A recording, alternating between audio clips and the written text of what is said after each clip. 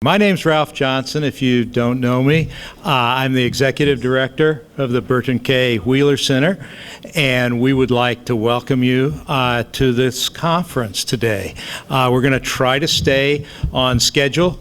We know a lot of people have to travel long distances in Montana, and we'll have you out of here at 4 o'clock. We'll make every effort to do that. I need to start off with recognizing a few people and our sponsors, and then we'll move right into the agenda. The first person I want you all to recognize is Julie Hitchcock at the back of the room. Thank you, Julie.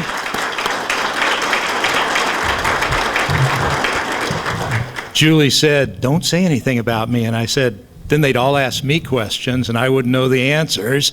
And if you have questions, Julie, I think all of you have probably talked to her if you haven't met her personally, but Julie's a very, very critical person for the Wheeler Center as our Associate Director, and she's primarily responsible for these conferences. With this particular conference, I'd also like to recognize Matt Gibson. Matt, if you'd say hi. He's too busy talking. If you would say hi, Matt. Matt was the board member. Thank you, Matt. Matt was the board member responsible for guiding us through this conference, establishing the conference. The other people that I'd like you to quickly recognize, I won't go through their names, but the board of directors for the Wheeler Center, they set the agendas for each of the conferences that we conduct. They also help us in fundraising. They help us in identifying members of the community that we should contact. They're very, very important people in the state of Montana.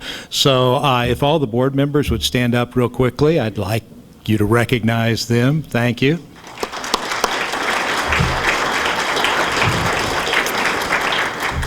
And then you probably met coming in our student interns. These are individuals primarily from Montana State University, although we have a graduate, or at least a past intern who is outside, I guess, but they're stepping in. Katie Hansen on the left.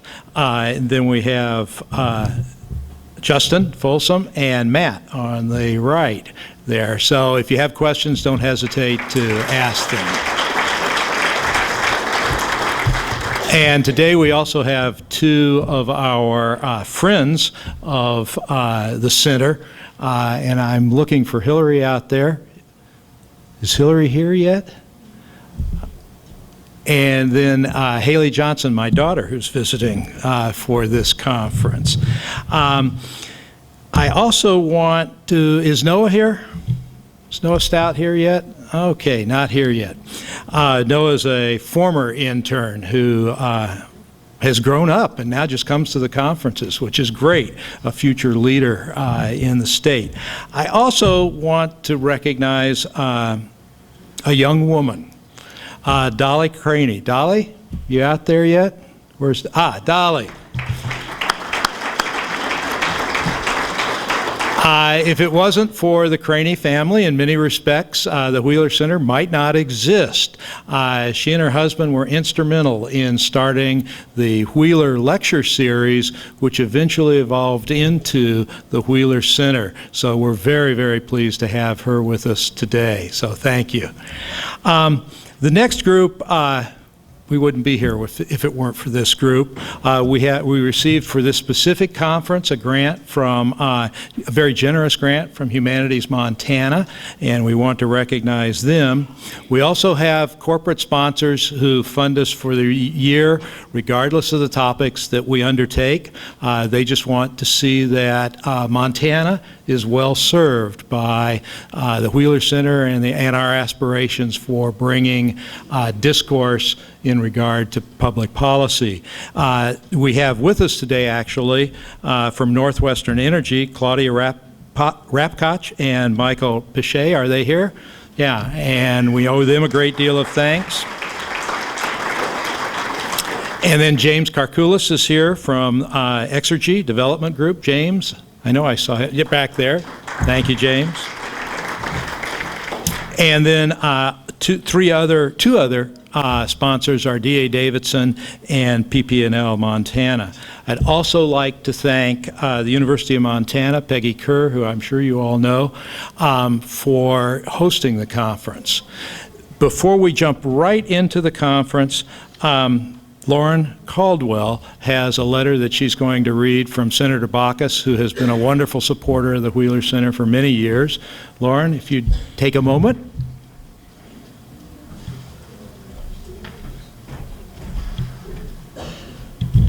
Good morning. My name's Lauren Caldwell. I'm a field representative for Senator Baucus here in Missoula, and he's a little bit tied up in D.C., but in lieu of him being able to be here, I'm here to read a letter. Hello, friends. Thank you for the invitation to join you for the Burton K. Wheeler Center Fall Conference. I would like to thank Ralph Johnson, Julie Hitchcock, and the Wheeler Center Board for your hard work and dedication. Edward R. Murrow once said, "Just once in a while, let us exalt the importance of ideas and information." You gather in Missoula today to do just that, and Senator Wheeler would be very pleased. I applaud you for joining in this very important discussion about the future of media in Montana and the importance of informed citizens in the public policy-making process. Our nation is the envy of the world, and that is due in large part to the diligence of the media in communicating ideas and information. I'm committed to doing what's right for Montana, creating good-paying jobs, keeping our economy strong, and preserving our outdoor heritage for future generations. Together, we can make a difference in Montana. Enjoy the rest of your conference. All the best. Max. Thank you.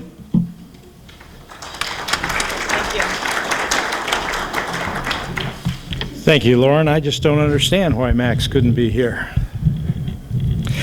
With that, I'm going to turn the podium over to our chairman of the board, Dorothy Bradley, and she will begin to move us through the conference. Dorothy? We have people with long legs up here. What a great size group for a wonderful discussion. And I'm sure that's what we're going to have through the course of today. I am here to welcome you to the Burton K. Wheeler Center's annual autumn conference. I'm Dorothy Bradley. I'm chair of the board, and with me is Robin Wheeler Escada, who is the vice chairman and also the great-granddaughter of Burton K. Wheeler. Have all the board members stood? Okay. We really want you to talk to all of us. We appreciate your ideas, and we're always looking for good, innovative ideas for the topics of future conferences. So please help us think about that and approach us and talk to us about that and learn more about the Burton K. Wheeler Center if you're interested.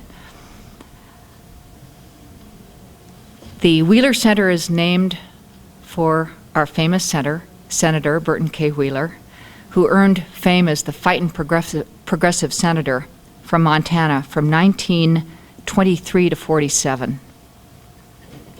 Burton K. Wheeler believed that enlightened discussion of public policy is the cornerstone of democracy. And we've quoted him over and over, but the words are always good to contemplate. An informed people, he said, is the basis of and necessity for successful democratic government. The people of the United States are entitled to hear all sides of a question, whether it's political, economic, social, racial, or religious. Enlightened discussion and presenting good information from all sides is what the Wheeler Center is all about.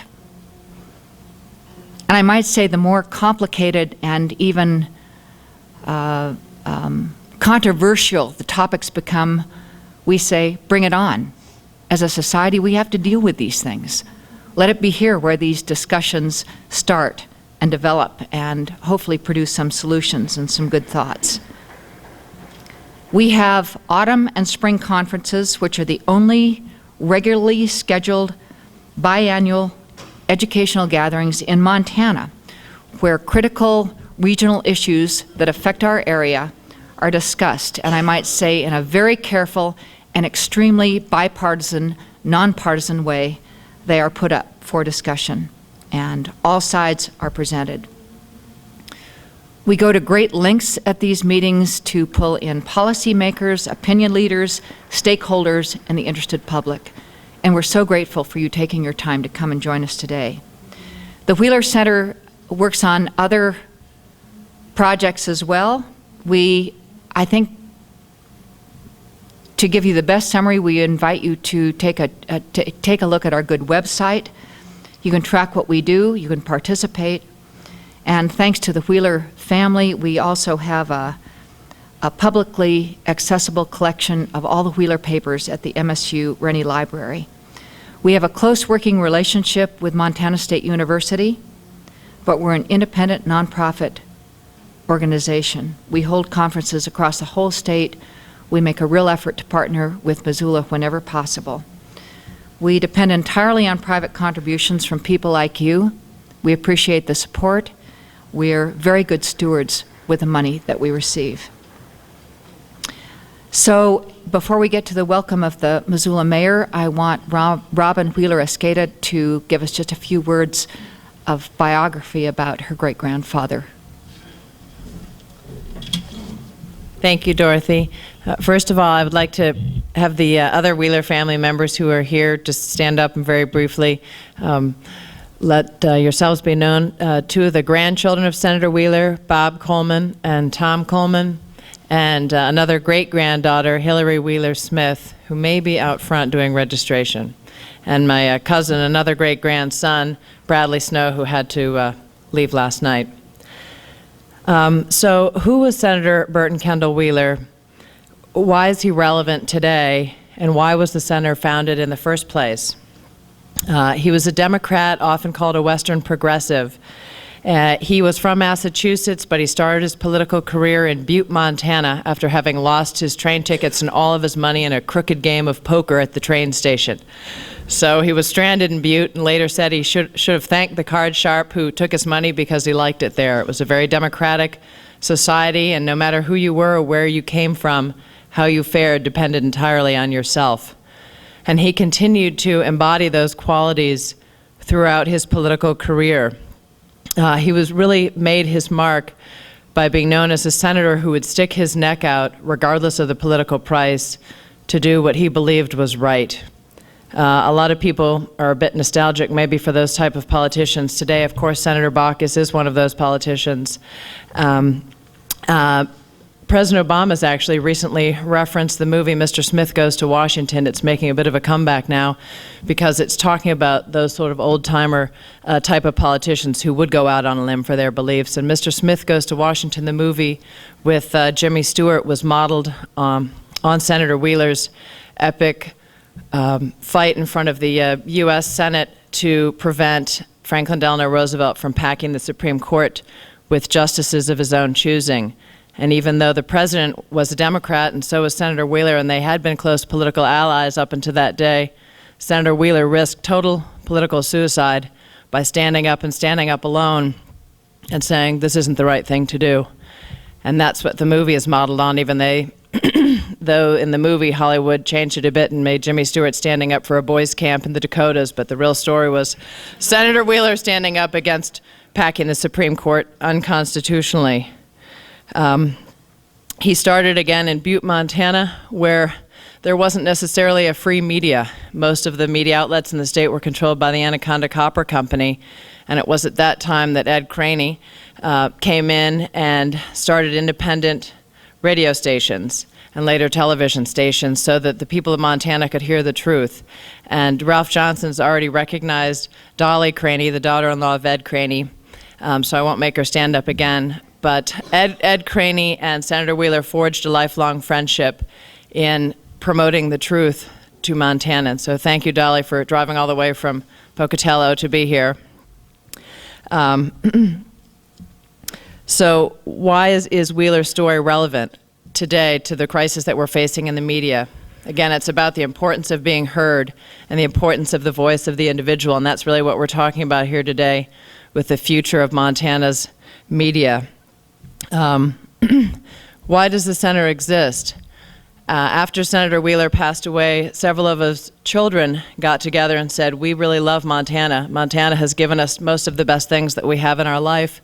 We want to give back to the state and follow in the senator's footsteps. We want to continue to create a forum so that the voices of individual Montanans can be heard. So they created the Wheeler Center in this format so that we can continue to tackle the tough issues and that no voice is too small to be left out of the process. So thank you very much for each of you to be here today to continue to engage that process. Dorothy?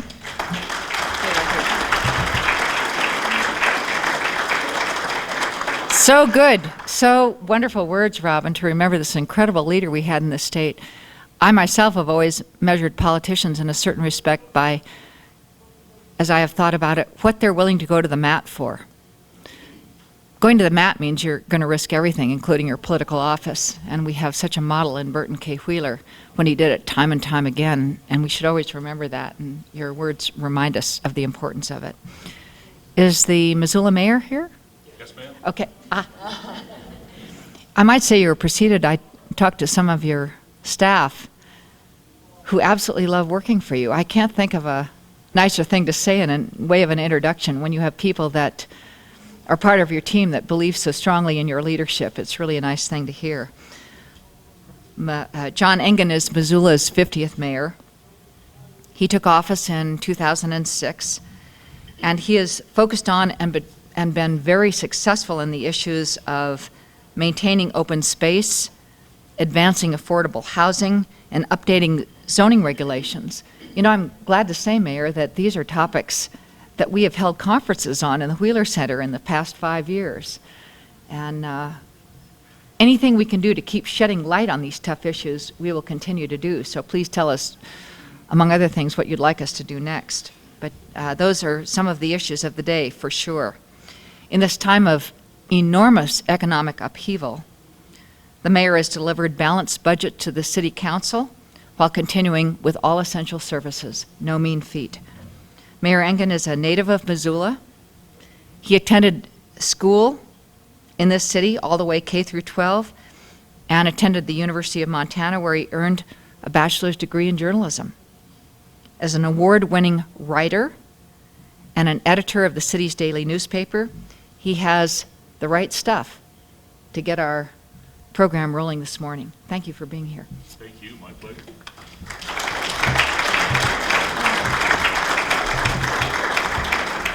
Well, good morning. It's good to see you all. The beauty of writing your own biography is you get to sound as good as you want to sound. So thank you, Ms. Bradley, for delivering that. And welcome to Missoula. It's nice to see you all again in, oddly enough, a two-newspaper town in these troubling times. It's a little hard to believe, actually, that things are going as well as they are going. As Ms. Bradley suggested, I went to journalism school here and worked for the daily newspaper for a long time and enjoyed that career very much. And I actually had a journalism student ask me after our Monday city council meeting, what about journalism school prepared me to be mayor of the city of Missoula. And the fact of the matter is, I had to think about it for a moment. I thought about the fact that I got a great general education. I know a little bit about a lot of stuff. I have some capacity for asking questions. But ultimately, it was beat into me relentlessly that I had a responsibility every day, with every person with whom I deal, to be fair. And that, I think, for me, as we think about the future of journalism, and I'll be mercifully brief because there are many bigger brains here who can talk to you about this in a more meaningful way, but the future of journalism is about our ability to continue to have some sort of fairness as information is delivered to us. And we talked about those, you know, Senator Wheeler was an advocate for that individual voice. And I think most of us cotton to that notion. But in the blogosphere, in the world of the web, there are lots of those individual voices, and I got to tell you, they're not all right. And they're not all telling the truth. And they're not all delivering factual information upon which we can make good decisions about whether I'm a bum or a hero. Right? And I think that is the fundamental question. How do we, if we need to, prop up this institution that was the Fourth Estate and maybe still is? How do we support it in a way that we don't become victims of individual voices who are wrong? And I don't know the answer to that. But you have a great leading question here, and I suspect, again, the big brains are going to be on the case. All that said, I still believe, and I sometimes wonder why I went into journalism. At first it was for the money. Clearly some journalists in the room. But it turns out I went into journalism because I believe in public service and public discourse and the public working together to get good things done. And I still believe that journalists are public servants and there's no higher calling. So how do we, again, promote, educate, endorse isn't the right word, but how do we know these folks are doing the right things at the right time? How are we smart enough to make those decisions? How do we know that the filter is a reasonable filter, a fine enough filter, and a fair filter? I didn't answer any questions, did I? Okay, so the future of journalism. Thanks for coming to Missoula, ladies and gentlemen.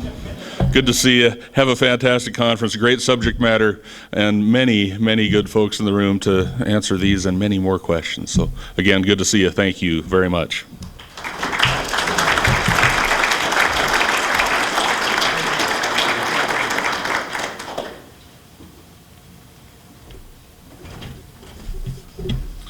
Thank you, Mayor Egan. It's actually a very good challenge to start the conference with. Failure to inform. Is there a looming media crisis in Montana? I think that's a fair enough challenge. And to begin that challenge today, we are delighted to have Peggy Kerr, the Dean of the School of Journalism here at University of Montana. And you'll find that throughout the conference, those of you who have not been to our conferences before, we don't mean any disrespect at all to our speakers, but in your packet there is a bio for each of the speakers. And so our introductions will be very brief. Our belief is that what they have to say today is so important that we're going to minimize what we say about each of the speakers in their past experiences. But I will take just a moment, a very brief moment, to introduce Peggy. She has been Dean of the School of Journalism since 2007 here at the University of Montana. She's a native of Montana, and she has experience across a broad spectrum of journalism, both from practice throughout the country to teaching, and engaged in evolving journalism at the University of Kansas prior to coming here. So with that brief introduction, I would like you to welcome Peggy Kerr, Dean of the School of Journalism.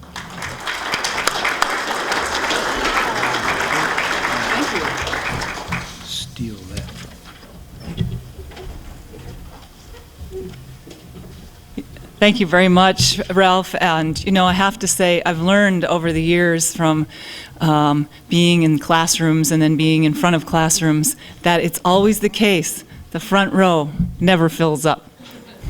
So I'm very, very happy to be here, and it's a challenge indeed to follow Speaker Chris Peck last night, to follow Mayor Engen, one of our graduates, already this morning, and to pose a lot of questions. But I thought I would start by talking about the numbers. And the first number that I need to know, Julie, is just let me know about how much time I have, because we'll just play it by ear. So, okay? Got my stopwatch going, but you just, but one of the numbers that I'm always very interested in for gatherings like this is how many people attend. And it takes me back to when I was at the Spokesman Review, and we created a new position in the newsroom called interactive editor. Now, this was a person who had nothing to do with computers or interacting digitally. The idea was that this person should interact with the public, and she should do that by getting out of the newsroom and being out among the public in towns, in suburbs, in the countryside where the Spokesman Review circulated. Her role was to listen, not to tell journalism, but to listen, to answer questions, and to help regular folks find their voices on the pages of the newspaper beyond the letters to the editor page. So that meant that Becky held a lot of conversations and presentation forum kinds of sessions.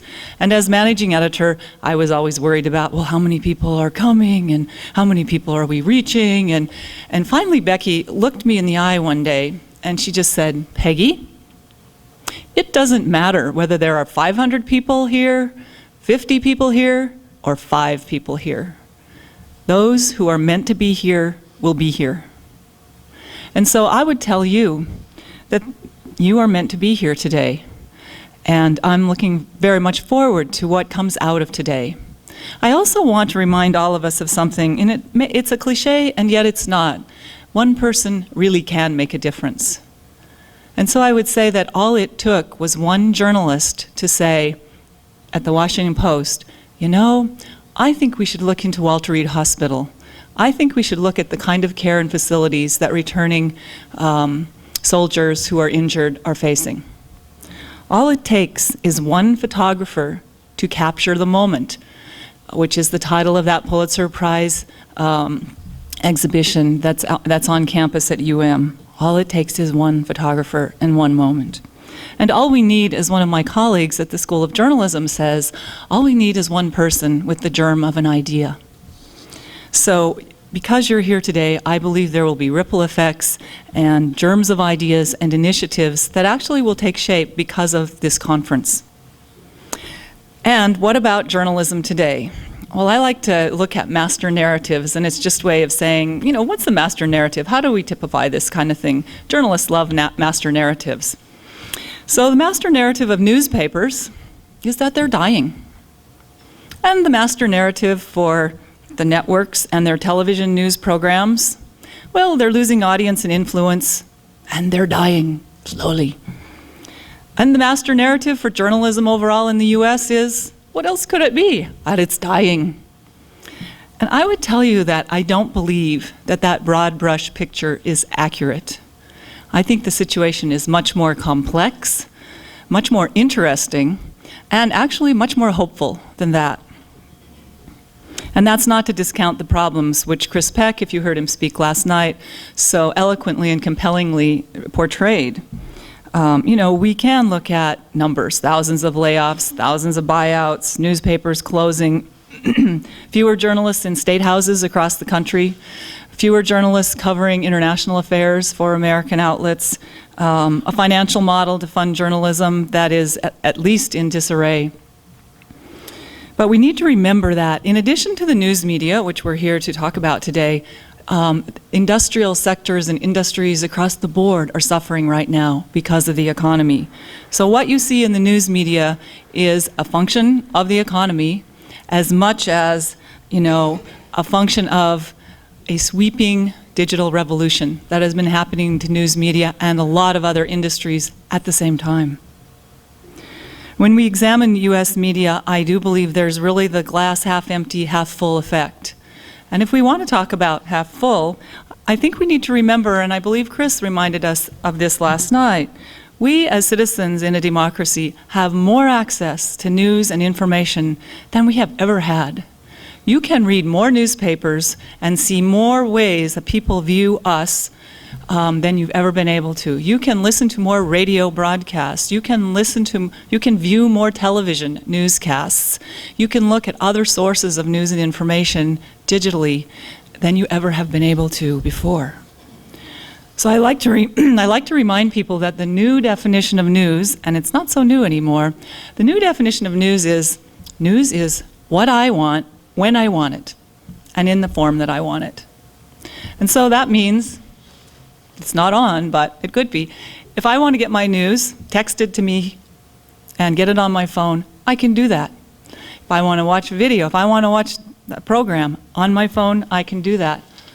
I can look at the big screen, as we like to call it, this one, or Matt, I made sure I got yours too. I can get my news how I want it, when I want it, and it's up to me to figure that out. What's going on in Montana journalism? I've been asked to give an overview, and it's going to be very quick.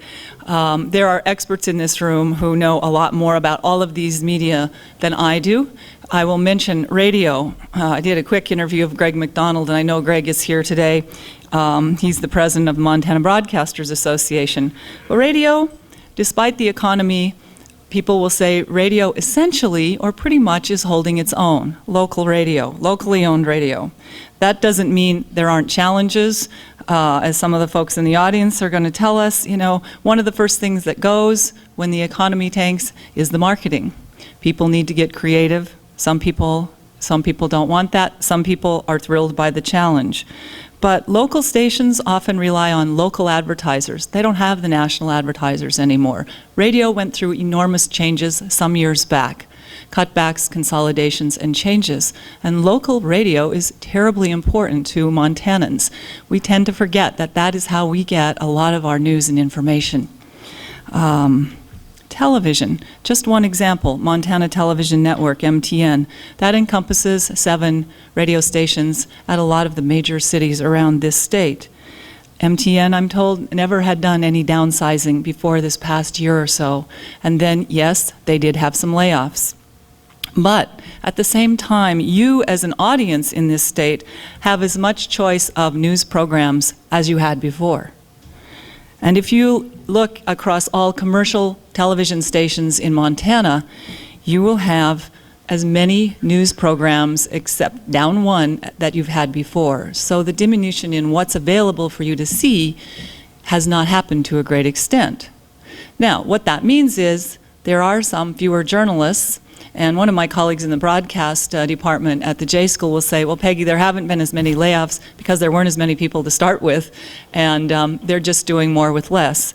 Television journalists are working longer and harder.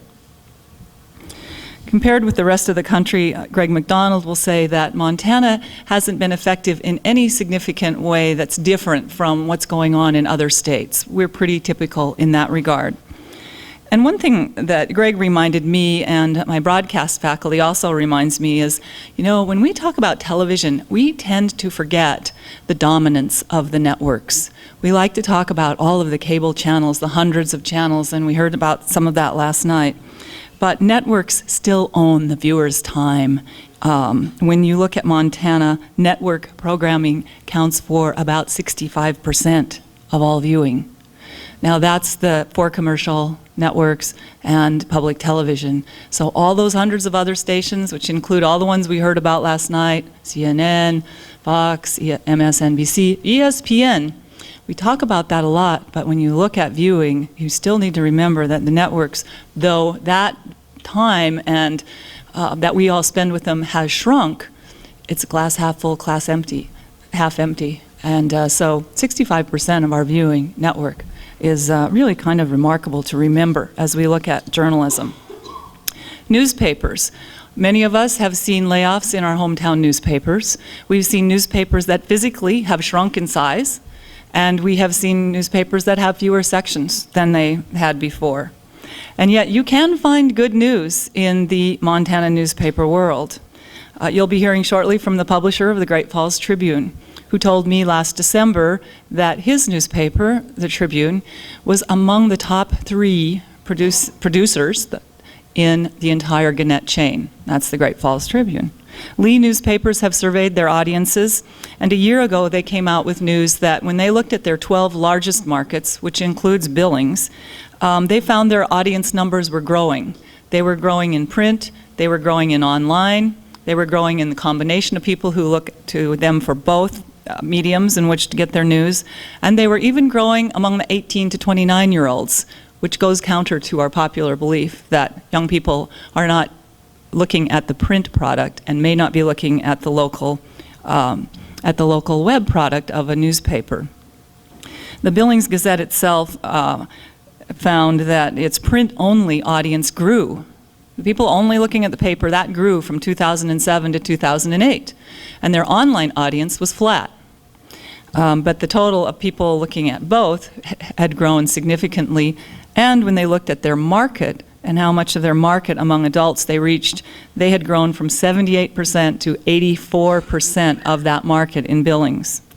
I know we'll have the editor of the Missoulian today, so it'll be interesting to hear what's happening here in our town.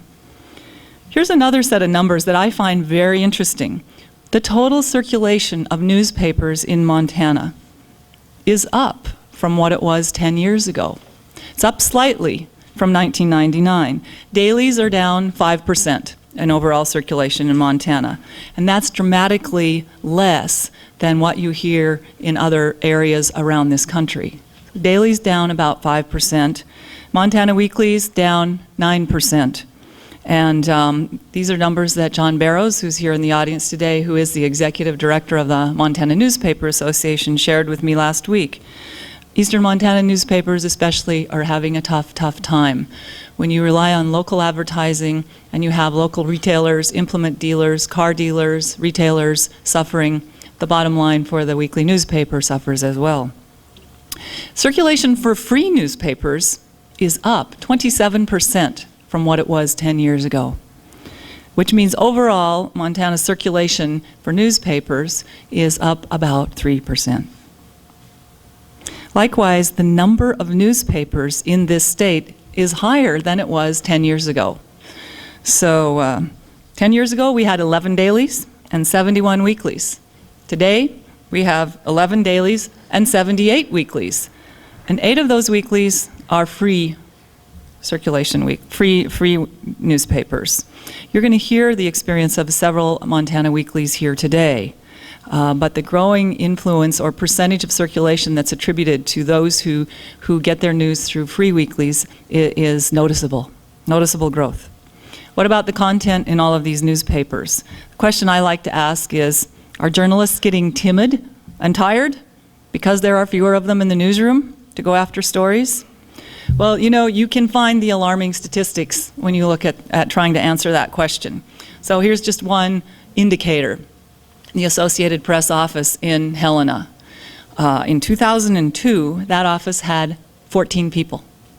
Today, that office has 3 people working full-time. The chief of bureau, Montana always had a bureau chief at the Associated Press in Helena. That chief of bureau now operates out of Denver, and he has a territory that I believe is 4 states. So, huge difference.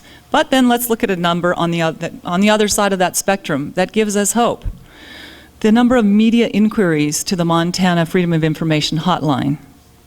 That number of calls to the Malloy law firm in Helena, which handles the Montana hotline, has not declined. In fact, their numbers since 2004 show that Montana media definitely are not backing off when it comes to demanding that records are open and that public meetings are open to the public. That's a good sign. And we're on pace again for 2009, so for that number to be even or ahead of where it was with inquiries from the media. The public also can call the hotline, so they keep track of those numbers to see how is it going. Now, there's one area where Montana notably does not do as well as many other states, and that's in the whole area of access. And by access, I mean access to broadband and cell phone. It's getting better, but we all know we live in a huge geographic state with wide open spaces and rugged mountains, and access can be difficult for a lot of Montana residents. Dr. Richard Wolf, who's the Gilhausen Telecommunications Chair at MSU, he's in the Electrical and Computer Engineering Department, did a study a year ago, the results came out last November, looking at telecommunications service in remote and rural areas in Montana. And he found that overall the data show that Montana's access to high-speed internet is similar to that in the rest of the nation.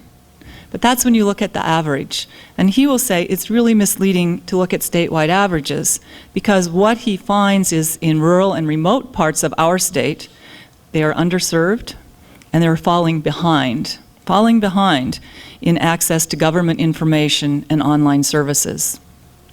Some of his findings, the online services are uneven. So in metro areas, and he was looking at how well do the municipalities, how well do the counties put information up that citizens can use. And he found that while 2/3 of our counties have websites, the services in the rural areas are not comparable to services in the metro areas, and that many of the rural websites really did not even have much information that the municipality or the county generated of itself. They were sponsored by business interests, tourist agencies, chambers of commerce, or real estate interests. Not to say that's bad, but for citizens needing to know what's going on in their local government, they are relying on either local news media or a website that doesn't provide that information by the county. Internet access, this is another interesting thing that he found.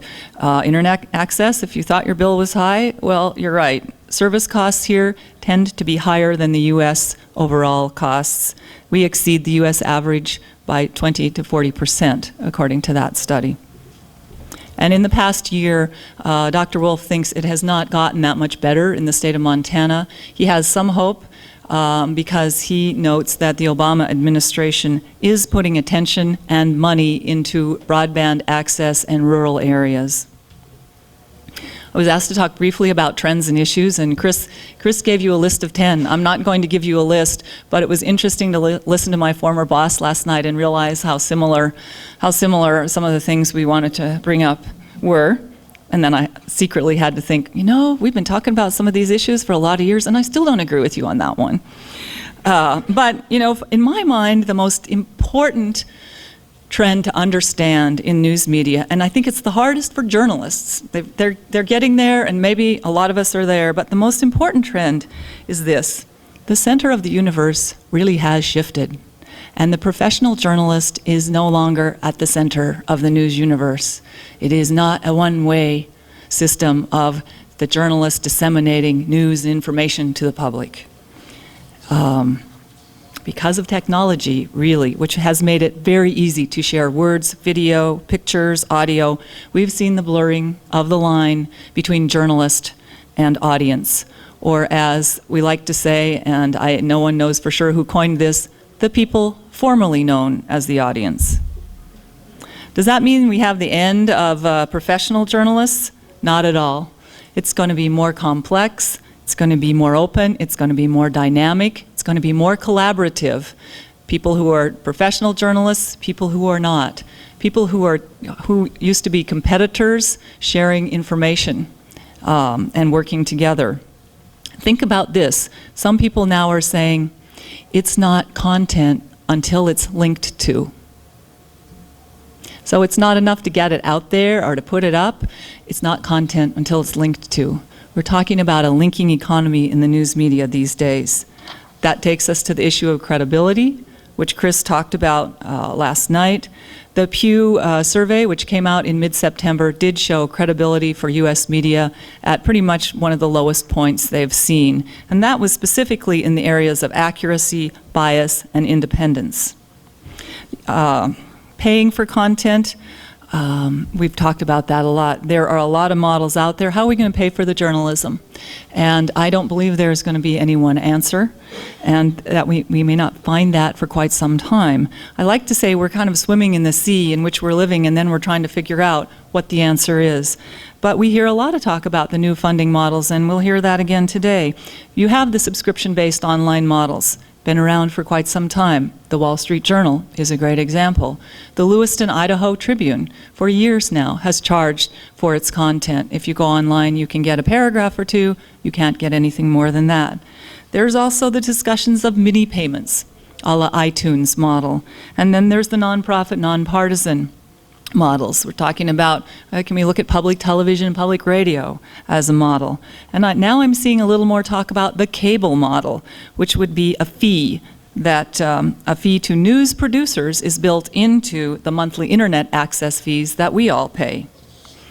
You know, it's hard to say in this time of change who has the right answer, and that's why you see a lot of experimentation and a lot of talk. I'm reminded when you talk about change of a friend of mine who worked in Birmingham, Alabama. She talks about her term, a crusty old editor who had a sign on his desk, and the sign said, "Change is hard. You go first." And you know, these days, we can't wait for someone else to go first. And so I was looking last night at the agenda for another conference that is starting today, and this conference is journalists who have not waited for someone else to go first. It's the Online News Association's annual meeting.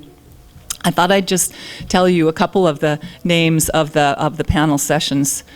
Yep, text still matters. Learning how to write for the web. Producing content with your phone. And finally, I wanted to be there for this one. Riding the media tsunami. Get ready to embrace the personal media era, where Facebook, Twitter, Flickr, and YouTube are just the warm-up. I know there are Montana experts we're going to hear from today, and I would leave you with this thought. We journalists especially love to focus on what's not working. We love to phrase the question, oh, is there a crisis? And, you know, as Mayor Engen said, how do we find out whether I'm a bum or a hero? That really puts it in an either-or category, and life is pretty much not either-or. It's kind of what we used to call the mushy middle. Let's not just focus on the problem in our conversations today. There are people here who have examples of challenges and examples of what's been working for them. And I would look forward to hearing as much about success, because I think we can learn from that just as well as we can from the challenges we face. And I'm going to look forward to the conversation because I've gotten the stop sign. Thank you very much.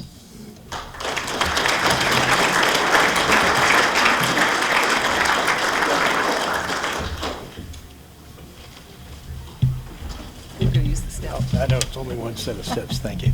Thank you, Peggy. And we will now get started. There will be a break actually right after this panel. So if the next or the first panel, all the news that's fit to print, if you all would come up. And very quickly, I'll give you a brief introduction to Dennis. He is a professor in the School of Journalism here at University of Montana. He's worked on any number of papers throughout the state. I actually am lucky enough to have read a book that he published in 2006, and if you haven't read it, it's really an interesting, I just happen to have a very strong interest in politics, and so his book is Copper Chorus, Mining Politics and the Montana Press, 1889 to 1959, and it's about the 7 decades of Anaconda's ownership of the press, which to me, not being from Montana, was just simply fascinating as you watch the world through something I wasn't really aware of, the ownership of the press by the major corporation in the state. So with that, I'll turn it over to Dennis. Thank you.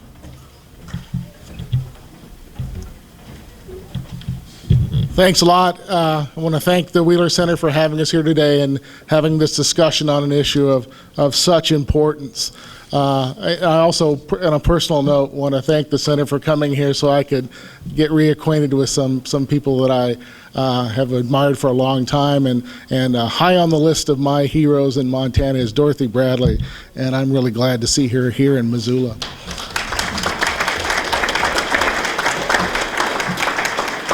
I also want to thank Chris Peck and Dean Coor for helping us set the stage for this panel so eloquently. I was still scratching out a lot of my notes as they were talking last night and today, and I think they've done a good job of showing you the scene, the landscape, and giving you a backdrop to what we're going to see. Montana isn't immune, as they have shown us, to some of the upheavals that we see in the newspaper business in particular. And the newspapers have been a backbone for public discussion in Montana for such a long time. We know there aren't as many feet on the street, and we know that there are editors, particularly at the daily newspapers and the wire services, who are agonizing over how to use their resources, what to cover, and those decisions are not easy ones today. But as they also said, there are pockets of strength. There are areas of innovation.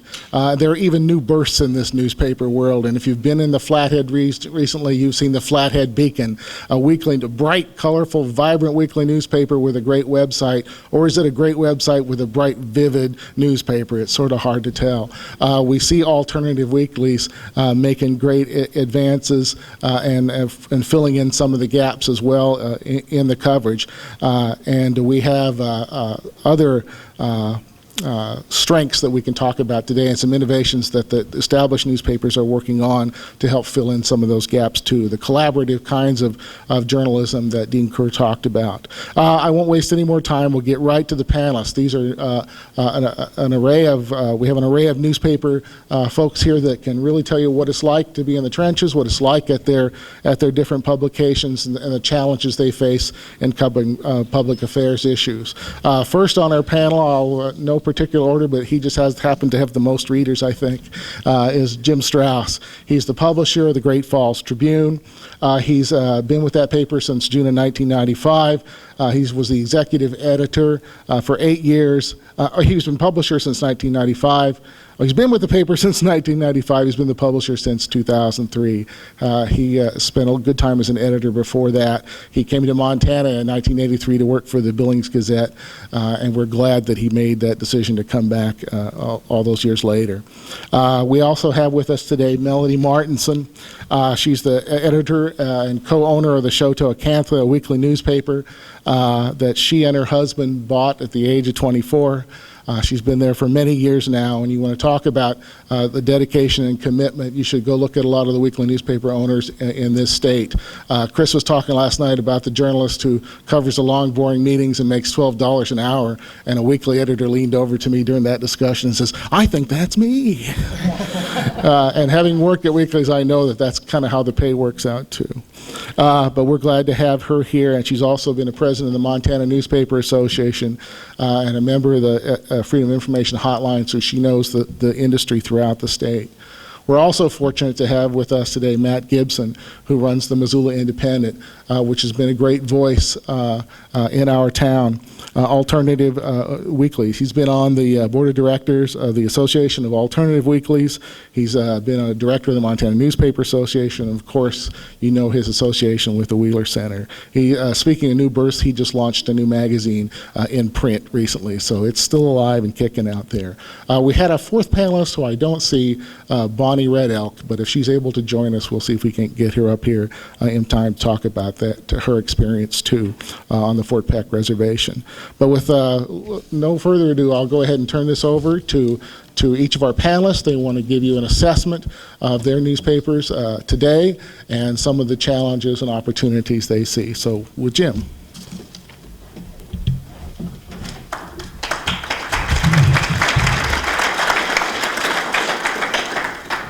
Well, good morning. Chris Peck last night did a great job. Do I have that right? Did a great job talking about some of the long-term challenges facing our industry. So I altered my talk last night, and what I'd like to lead off with is talking about what has happened in the last 2 years that have turned these challenges into a crisis.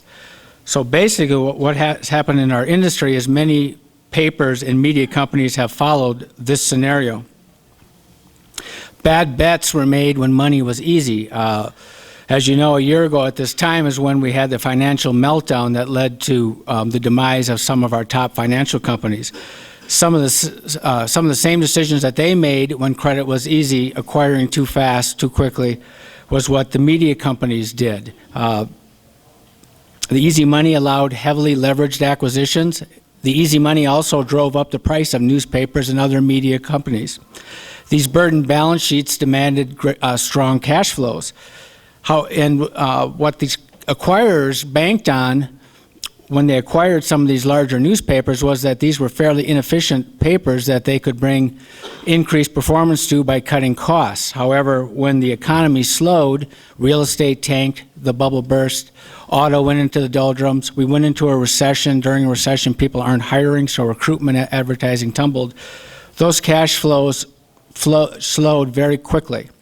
What happens then is the credit ratings are dropped. You saw credit ratings for most media companies cut during the last couple of years. When your credit rating drops, your cost of interest goes up.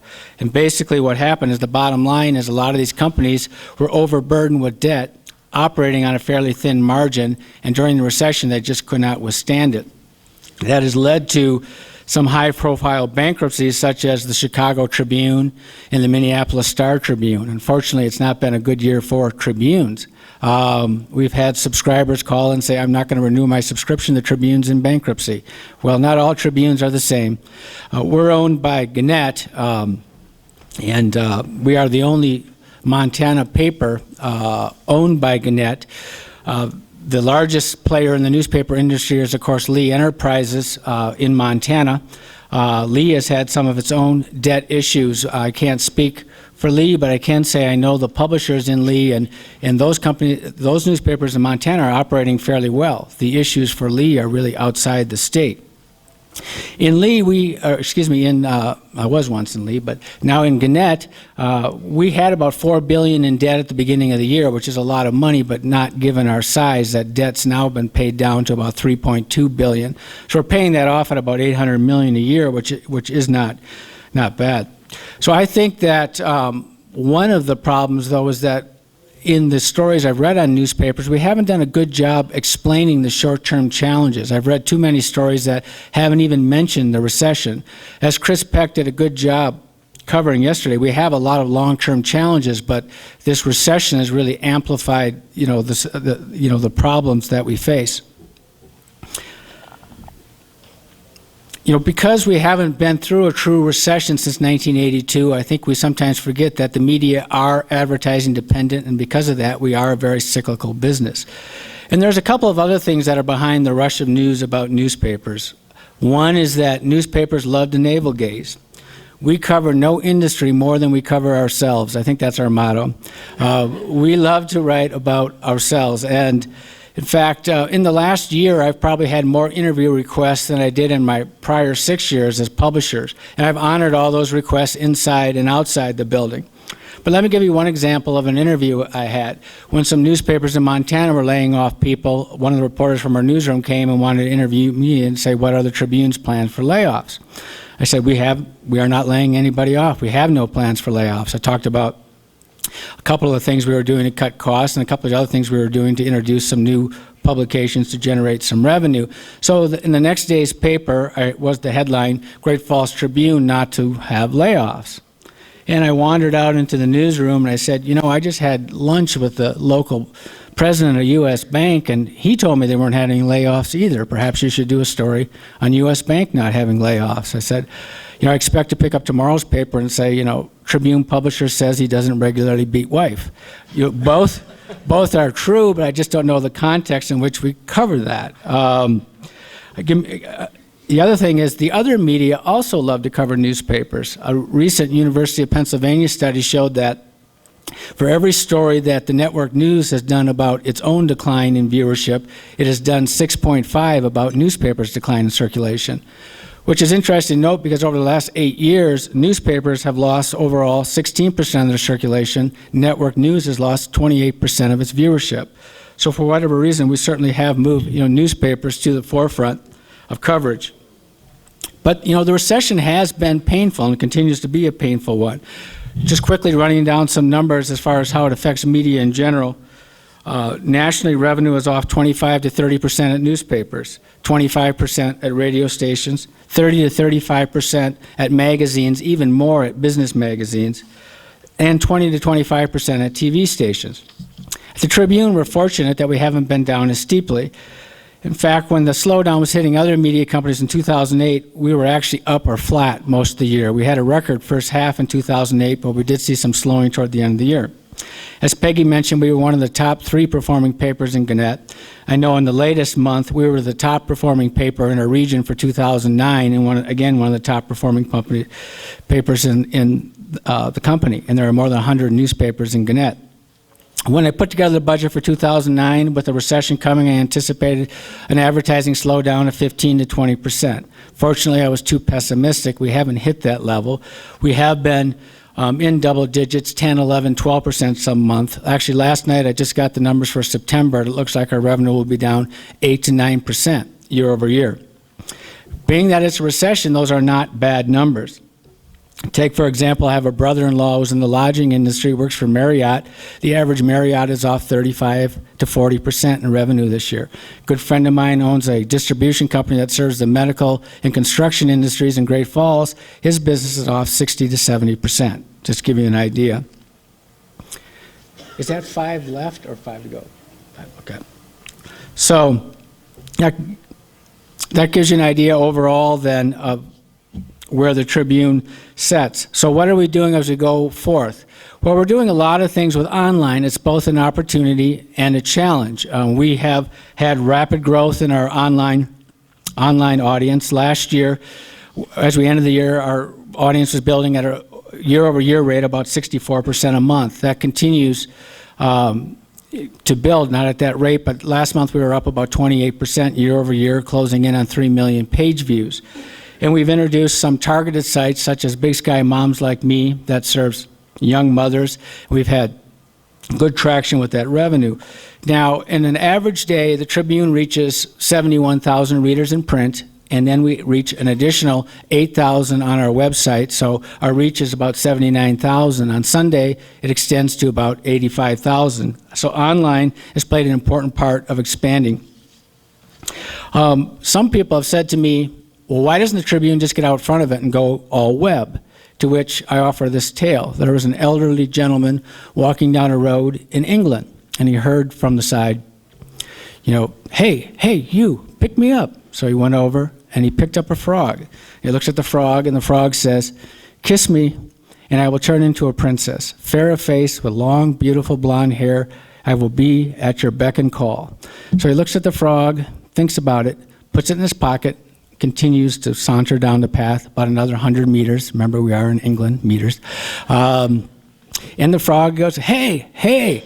So he stops, takes the frog out of his pocket, and the frog says, she goes, why didn't you kiss me? I said I would turn into a princess. And he looks at the frog and he says, at my age, I'd rather have a talking frog. So the internet offers a lot of wonderful things, but a lot of our readers still love their print edition every morning. And that is why we continue to deliver it. If all of our readers called me tomorrow and said, enough with wasting the trees, just deliver us the e-paper, which during the break I'll demonstrate. We talked about that some yesterday. Anybody wants to see how an e-paper operates? I'd love it because it costs us 25 to 30 cents for every paper we put on the doorstep. The marginal cost of an e-paper, it's far less than a penny. So what else have we done to diversify our revenue? When I took over as publisher, about 2% of our revenue came from outside the core newspaper. We've expanded the number of niche publications we produce. We have a statewide health publication. We have a publication that's targeted at students contemplating college and their parents. We have also, in 2004, launched the What Women Want Expo, which quickly grew into the largest trade show ever held at the Great Falls Civic Center. We've expanded to a larger location, and we are actually planning our 6th annual expo next week. Last year we had more than 6,000 people attend. So another step we took was 3 years ago, Northwinds Printing and Publishing decided to get out of the commercial printing business. They had the only press in Great Falls that served as a backup for us if we ever had issues, so we took a great interest in that equipment. We acquired that equipment. We now have 4 presses, a stitcher, trimmer, mailing equipment, and a lot of other commercial print equipment. We went full-fledged in the commercial printing business about 3 years ago, and even though it's a recessionary time, we continue to expand the number of customers we serve in Montana and outside of Montana. So the bottom line is, in 2009, almost 26% of our revenue comes from outside the core newspaper. Another thing that separates the Tribune from other companies is that we've always had proportionately more of our revenue come from circulation. We serve a very large area the size and shape of North Carolina, and when you look at our circulation revenue and our non-core revenue together, our newspaper advertising in August, I just actually calculated this, was less than 50% of our total revenue. That's very rare for a newspaper. Typically, advertising revenue is 70 to 80% of a newspaper's operating revenue, but the Tribune, that's actually helped us weather the recession, as it has been a more difficult year for advertising. So let me close by saying, looking ahead, even though, I've been in the print business for 40 years, more than 40 years now, and I see us increasingly becoming more digital. 15 to 20 years from now, I don't know if we'll have a print publication. That doesn't really bother me, in that I know that the web can adequately serve the First Amendment needs, that we should be meeting. But I do have 2 concerns as I go forth. One, as I said, the format of the news isn't a concern to me, but the model that it follows is. Newspapers, at times, we might miss the mark, but we do follow an objective model. And Chris Peck talked about some of the models that are out there now. They're really a filtered model, more of an advocacy model. MSNBC and Fox News are certainly examples of that. I think that democracy will continue with only those types of models, but my concern is that if you have people gravitating only towards sources that really filter the news to their beliefs, your discourse becomes more shrill. And the second thing, in closing, is how will local news fare? The internet does a wonderful job bringing together communities, but it isn't always the local community that it brings together.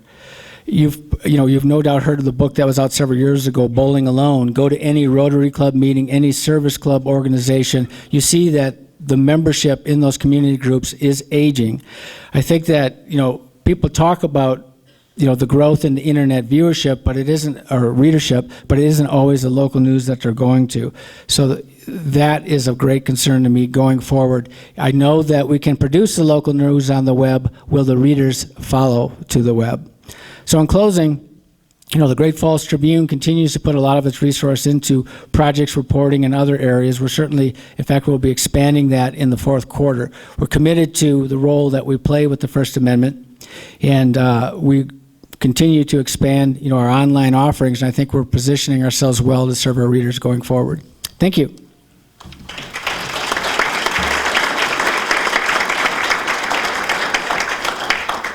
Melody?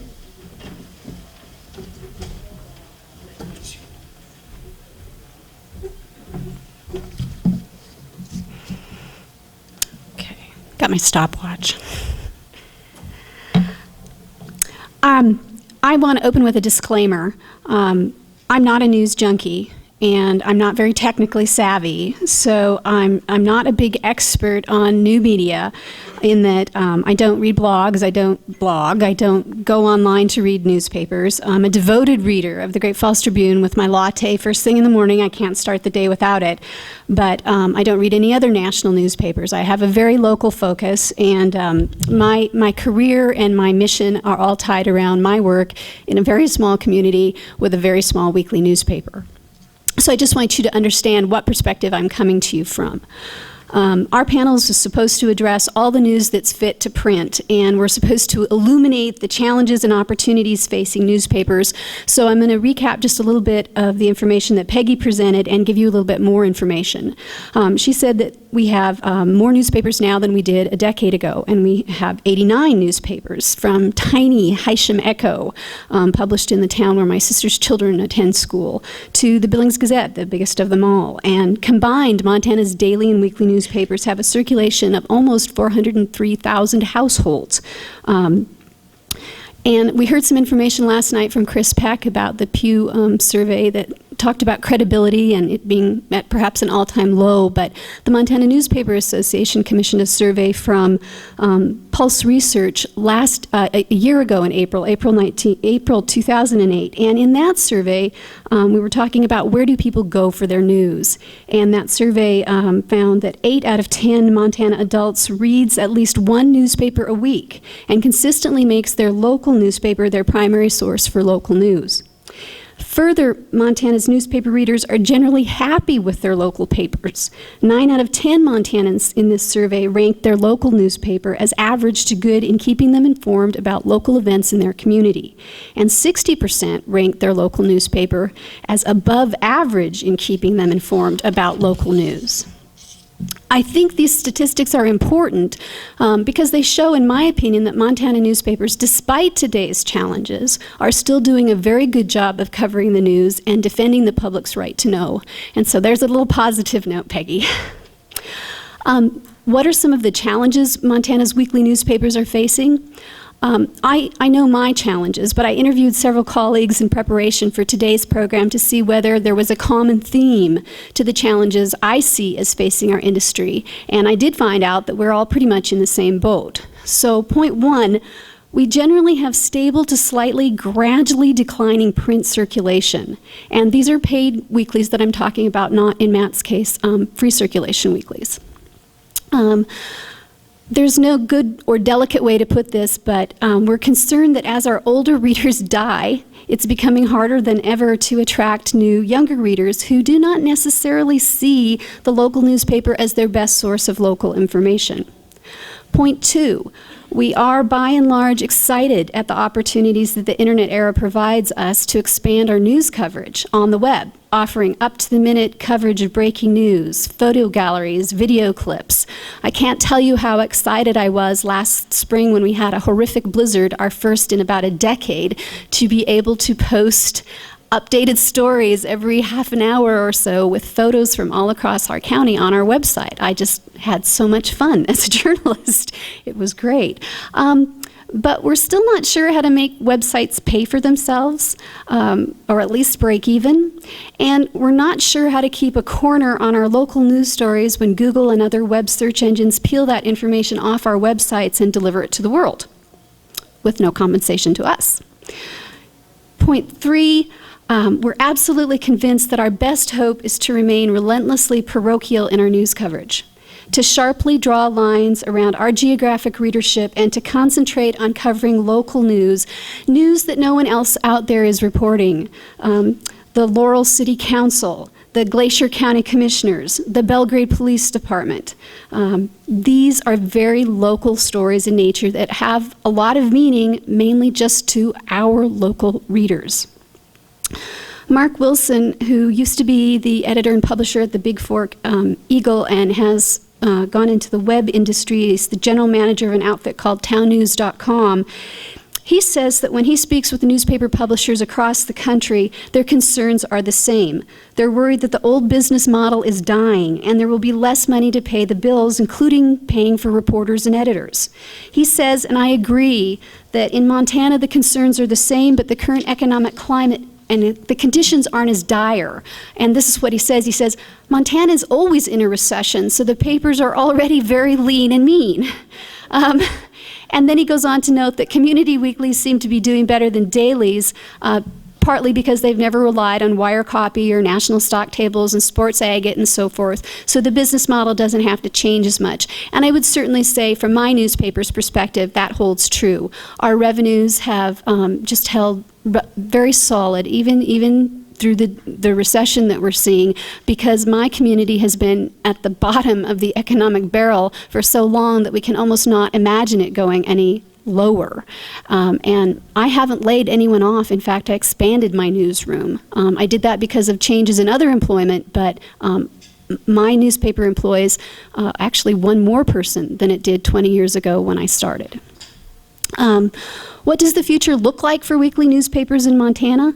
I remain hopeful and excited that we're not going to go extinct like the duck-billed dinosaurs that made Shoto a little famous. I think instead that we have a great opportunity to evolve into an even stronger media that uses all of the whiz-bang features of the internet to allow us to do our basic job even better, to cover all the news that's fit to print, and to serve as a watchdog so that government conducts the public's business in the public, not behind closed doors. Milt Wester, who's the publisher of the Laurel Outlook, said 2009 has been one of the best years his paper has had financially. I don't know how he's managed that, because I think my paper is going to see a decline in revenue in 2009, but 2008 was just fine. He hopes this is the start of an upward trend. Leanne Kavanagh, who's the editor of the Cutbank Pioneer Press and a tireless defender of the public's right to know, says, "We're optimistic. Otherwise, we wouldn't be in this business. Our niche is local news. Local, local, local has to be the focus for our readers." And Mark Wilson is even optimistic about the evolutionary process that he sees occurring in the digital era. He says, "Somebody needs to own the internet in each community, and the local community weekly is in a great position to do so." My newspaper, the Acantha, is trying on a limited staff and a limited budget to position ourselves so that we do own the internet in our community. Over the past year, we added community news websites for each one of the tiny towns in our circulation area, just in case someone out there in one of those towns wants to have an online venue for their specific news. I mean, Bynum, Montana has a post office, a bar, and an elementary school. They're not posting a lot of information to the Bynum Pendroy page, but if they want to, I have a venue available to them, and it's on my website. How will all these changes affect the ability to keep citizens informed and defend the public's right to know? I think this question strikes to the heart of this conference. How will changes in media industry affect our two most important jobs? To bring straight facts, unvarnished and unspun, to our readers, and to compel government to comply with open public meeting law and public participation laws. As a 20-year veteran newspaper woman, I want idealistically to tell you that we just keep our promise to our readers. We just keep doing what we've been doing. We provide unbiased coverage of local events. We avoid even the appearance of conflicts of interest. We keep editorial ideology out of news articles, and we draw a sharp line between a reporter's individual feelings and how that reporter covers a given event. In other words, just the opposite of how many bloggers approach news coverage. Yet realistically, I find myself wondering whether that's what our readers actually want from me. I worry that my plain old straightforward approach will be viewed as dull or routine. Why read a newspaper article about how property tax reevaluations are affecting farmers when you could be online tweeting with your friends about what you had for breakfast or updating your Facebook status? And just as a disclaimer, I don't tweet or Facebook, so I really don't know what I'm talking about there. Why take time to read a general circulation newspaper with its broad cross-section of information, some of which you probably don't care about, but it might be good for you to know about, when your computer allows you to subscribe to RSS feeds that will deliver to your inbox only topics you've narrowly defined from sources that agree with your own ideology? I'm really worried about that. Jan Anderson gave me a really thoughtful reply to this topic. And she said, with the proliferation of bloggers and other internet news sources, and with people facing more and more demands on their time, it is easy to be seduced by entertaining commentators who provide thought-provoking perspectives but do not search beyond the surface. In such an atmosphere, it is attractive for newspapers to try to compete by increasing the entertainment value, but it is a poor choice to make. Newspapers need to continue to dig into the stories, perform the critical functions that citizens seem to have less and less time to do for themselves. And I think Jan, who's the publisher of a couple of weekly newspapers in Montana, that's a very, very telling point. I think I'd probably like to wrap up by asking again do we have a looming news crisis in Montana? From my weekly perspective where I'm at right now and talking with other weekly editors, I don't see that crisis being right here, right now. That doesn't mean it's not on the horizon, but at this point, I just think that we're still continuing to fight the good fight. We're still employing professional journalists. We have an ongoing dialogue with citizen journalists within our community. Any weekly newspaper will tell you that a good percentage of their content every week is actually derived from community members who bring in photos, bring in stories. They've always done this, and they're continuing to do that, and we want them to do that. I think in closing that we as journalists in Montana are doing a good job of keeping citizens here informed and of defending the public's right to know. But we need to keep our focus on that higher calling, that fundamental duty to make sure that American citizens are making decisions based on facts, not emotion. And whether we do this online, in print, on television, on the radio, or in any other media that I can't even imagine, we still have to do our job, and we have to do it well. That's the pact we have with our readers. That's our job. Thank you.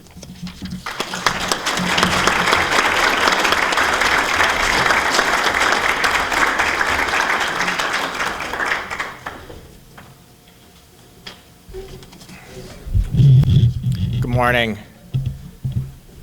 I have to confess, I'm a little overwhelmed by this group here, and I may be overcome by nerves at some point and come across a little like Muammar Gaddafi, so I apologize in advance. Just don't get me started on Israel, okay?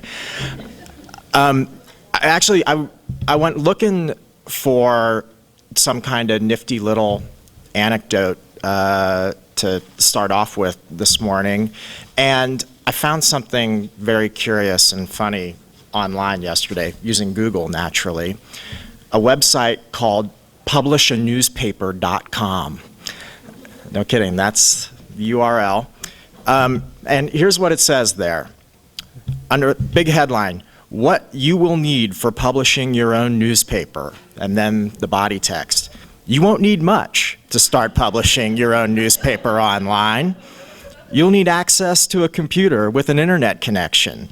If you're going to publish pictures, and why wouldn't you, you'll need a digital camera that you can connect to your computer. For more information on how to start a full-featured online newspaper for less than $1,000, and then in parentheses, no joke, give us a call. Well, you know, if that's all it takes, the joke's on me, because I've spent about 2,000 times that much over the last 12 years as the owner of the Missoula Independent. And I want to talk to you about my paper today, and sidestepping the issue of the failure to inform ever so slightly, to talk about our business model as a free paper, which makes us, I think, distinctive, and will hopefully provoke some thoughts regarding internet content. It's a pretty trendy conversation right now to debate whether major newspapers should charge for people to read the content online. Well, we provide everything for free, and that's what we're going to do. It has some distinct advantages, and I'd like to discuss that a little bit with you today and how that informs and complements our editorial approach. First, just for those of you who aren't familiar, a little bit about my newspaper. It's the Missoula Independent. It's 18 years old. I'm the third owner. I've been there for about 12 years. We call ourselves Western Montana's weekly journal of people, politics, and culture. We distribute approximately 22,000 copies every Thursday. Our market research indicates that about 70% of Missoula County adults read our paper any given month, about 50% for a single issue. We also distribute in Ravalli, Lake, and Flathead counties. We have 6.5 full-time equivalents in our newsroom, and they are very poorly paid, I will tell you. If you think school teachers are underappreciated, you should hang out in my newsroom for a while. We are also, as far as I know, the largest locally owned media of any kind in the state. Every TV station, every radio station that would be bigger than us is owned by an out-of-state interest. And most importantly, we're free. You don't have to pay to read our paper. We don't do home delivery. You pick it up from racks and boxes all over town. We have about 600 locations. And being free is absolutely essential to who we are and what we do. And we're free online as well, by the way. Our model, it seems odd to some people occasionally who are used to a newspaper and a serious newspaper being paid circulation. But really, you know, what we do is no different than what radio and television do all the time, giving content away. Cable and satellite subscribers may disagree with that, but certainly in broadcast over the air, you don't pay, you just buy the box. For us, we try and present the paper as a community resource. You don't have to pay for it. You're entitled to it. There are no demands on the reader. It's like drinking water from a public fountain or sitting on a park bench. It's just there for you. And that, to us, is a more uncomplicated, neighborly relationship. Now, free papers exist in almost every city in the country now, and it's becoming, it looked a few years ago like it was going to be a major trend when the Chicago Tribune launched a free daily newspaper called Red Eye, and Philip Anschutz, the Denver billionaire, bought the San Francisco Examiner and trademarked the Examiner in like every state in the nation, and then launched the Washington, D.C. Examiner. So he bought the San Francisco Examiner, turned it into a free paper, and then launched the Washington, D.C. Examiner as well. So he obviously has big plans to have a national chain of free daily newspapers people don't pay for. As I say, fundamentally, the business model differs very little from other mass media. The audience gets the content for free, and the advertisers, the people who want to deliver a message to the audience or sell them something, pay for it. And ultimately, that is the way mass media works. So I cast a very skeptical eye on those who think that we can get the audience to support this, or get the audience even to support a bigger piece of it. There are virtually no examples of audience-supported mass media that I've been able to find. I can think of two. HBO, which is subscriber-based and has no advertising revenue, and Cooks Illustrated, the food magazine out of New England. If anybody knows of any others, I'd be curious to hear.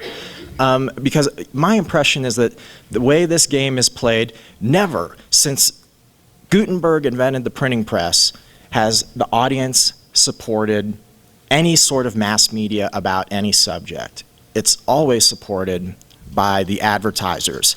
This is such a durable axiom that even Alexander Hamilton cited it, the founder of the New York Post, who said, "It is the advertiser who provides the paper for the subscriber. It is not to be disputed that the publisher of a newspaper in this country without a very exhaustive advertising support would receive less reward for his labor than the humblest mechanic." So I think, you know, we should be very skeptical of plans to revive media by charging the customers more. I think that's like asking the Taliban to be nicer to women. It's just not going to happen. There are some distinct advantages and disadvantages to being free and being paid. I would say that paid is analogous to being a public utility. It enhances the perception of value when people have to pay for something. It enhances the perception of serious for some people. You achieve a physical presence in the household if you're delivered to a doorstep. It's easier to count the copies. But on the other hand, the subscription fee, it's a barrier for some readers. Then there's an expectation of service that goes along with it. And just because it got paid for doesn't mean it got read. In our case, I would say we're more like a public resource, like a park or the expectation of public education. No transaction is required. We're ubiquitous. We're all over town. To read us, it has to be volitional. You actually have to go pick our paper up to read it. So when we count our distribution, we know that somebody actually picked up the paper and not that it just got delivered. It reduces the expectations of the readers. And I'd say that's a positive. It makes our relationship with them less complicated and more neighborly. On the flip side, people think of us as disposable and somehow less weighty, and that our distribution figures are sketchier, although I would dispute that. Now, there's no reason that people can't get everything that they want from a free newspaper. The only limiting factor is how much revenue the advertisers are going to provide to support it. So I think free is an absolutely viable model. And the fact of the matter is distribution income is only a very small slice of the pie for daily newspapers. Everybody is dependent on the advertising. Now, let me try and tie this to our editorial content. Our mission isn't to inform our readers about their republic.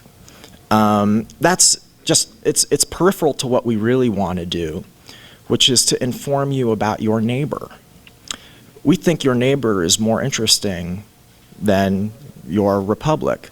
But when all your neighbors get together to form a republic and act, that's interesting too. But it's really, we want to document the lives of people, not the lives of the government.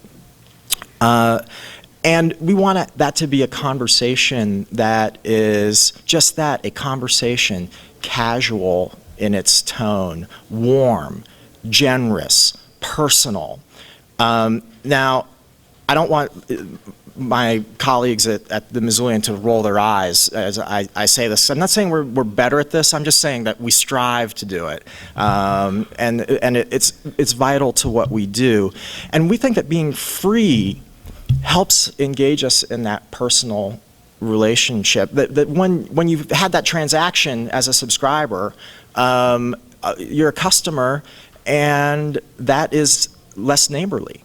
I like the people who are my customers. I like my biggest customer, Bruce Mikolas, who owns Rock and Rudy's, and we spend time together socially. But the fact that he's my biggest customer colors everything I do with him. And it colors everything that I think paid subscribers do with their daily newspaper too. For us, it's just like talking to somebody in a bar. I would no more charge someone to read my paper than I would charge them to try and start a conversation with me over there in the hotel bar. Because that's the neighborly thing to do, and that builds community, I think, and community is the strength of our paper. I have to wrap up here. Let me talk a little bit about the internet and why this is significant. The internet's all about community. It's all about interaction and connectivity between people. And I think if you layer paid model on top of that, I just don't think you're going to get the warmth and the personal connections that are rich and valuable and that advertisers will pay extra money to support. So I'm sorry I've gone a little long, but hopefully we'll be able to talk more as the day goes on. Thanks.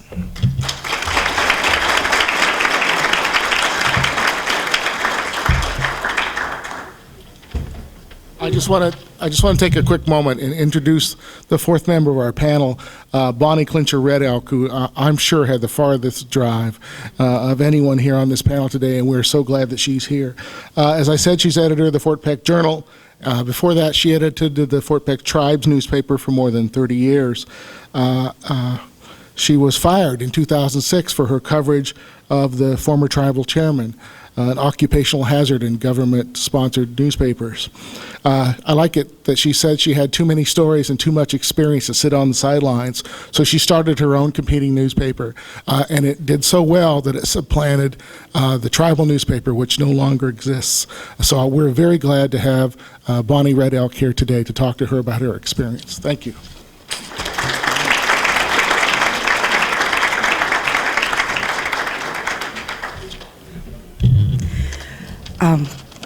Good morning, everyone. I'm late this morning because I was still working on this week's newspaper, finishing up a last story. I was going to let it go, but it was too important. It was an employment issue versus clean water, and it was a big issue in the tribal council meeting on Monday, so I had to finish it today. I was trying to get out of it, and they said, no, we saved a space right on page 1, so I finally got it done. Anyway, I'm quite nervous, as you can tell from being up here, because I do my communicating best in writing, it seems. The power of the pen, I realized that when I worked for the tribe's paper. The tribes owned a newspaper in, through my 30 years there, I was able to hone it into like a real newspaper. It was started out kind of like a newsletter, and I was able to sell ads and start covering tribal government quite extensively, and that was kind of new to the people. They hadn't read certain things about their government, the little inner workings, and as I was able to discover them, I would put them in the newspaper. And of course, I covered all the people news, like elder news, people who were doing great things. I would do stories on them. We would take their pictures, and it just grew and grew into a almost like it just became a part of the whole tribe. It was called the Wotani Wowapi newspaper, and I worked there for 30 years. And we had a stable government. And this one year, they elected a young man who was ambitious, and he didn't know how to control himself, and he was running all over as our tribal chairman, doing things. And so I would cover everything he did. He'd bring his son to work with him, and he would run around in the council chambers, and you could hear cartoons playing in the background from his office. And I put every detail in the newspaper. And this one time he went to Florida and was doing his business from Florida. And so I put that on the front page of the newspaper, and I called him for a comment, and he said, when I get home, there's going to be some changes made at the newspaper. And I should have wrote an editorial that week telling, people about his threat, but I didn't think it would come to actually terminating me. So he did come back, and he did terminate me. And so it was after a three-day council meeting, and like I said, I had a lot of notes, a lot of stories to write. And so just a couple days after I was fired, this friend of mine and I started selling advertisements for a new newspaper. And I couldn't believe it. Businesses actually bought ads and assisted us in getting out our first newspaper. We had enough money to pay for the printing cost. We put it on the newsstands for 50 cents because I didn't really know if it would really go that well. But it sold out. Every last issue went. So the following week, I raised it to $1, and it has continued to sell. And I think it's the coverage of our tribal government that's been the success story for me, because there's no other newspapers in our area that covers the government, our tribal government, like the Fort Peck Journal does. Before people start arriving around the office about noon hour, waiting for the paper to come back from the press, and it's just, I think it's the coverage of our tribal government. Right now we're in an election year, so everything they do and say goes right on the front page, and people aren't politicians aren't really used to that. They sometimes they think that I'm their enemy. I'm digging up, dirt on them. But you can't just you can't let some of this stuff go. The tribal chairman's daughter was living in a tribally owned home and was not paying rent. So, I felt it was my responsibility to put that in the newspaper because other people, there are homeless people, there's housing crisis on our reservation, and and so now, I think I've made another enemy there, but there's nothing I can do about that. That's what they do in the real world. If you want to serve your people and as a leader, all the papers, state papers, they would never let anything go like that, so that's what I oh, my mouth is getting so dry. Can I have my water, please? Thank you. Okay, the newspaper is it comes out every Thursday. I charge $1 a copy for it. We have paid advertising.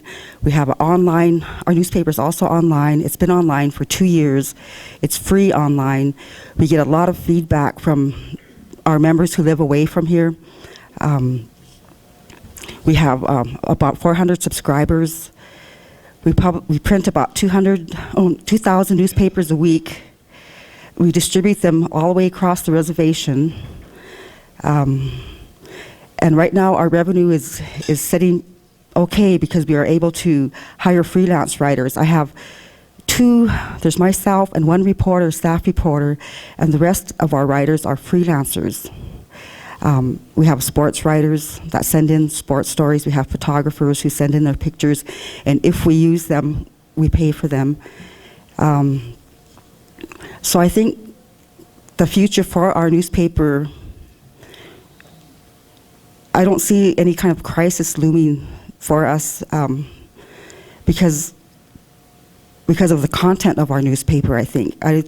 There's 3 other newspapers that are in existence on the Fort Peck Reservation, but the other twos they don't cover the news the way we do. They have maybe farm and ranch news but our news is, I don't want to say our news, but the news that the Journal covers is quite extensive. Tribal government news, news that affect our people, news about our people, health issues, sports. We do also try to do fun stories also, not just straight hard news. And we don't even have room for press releases that come in unless they're so important to us, then we rewrite them and shorten them down and put them in.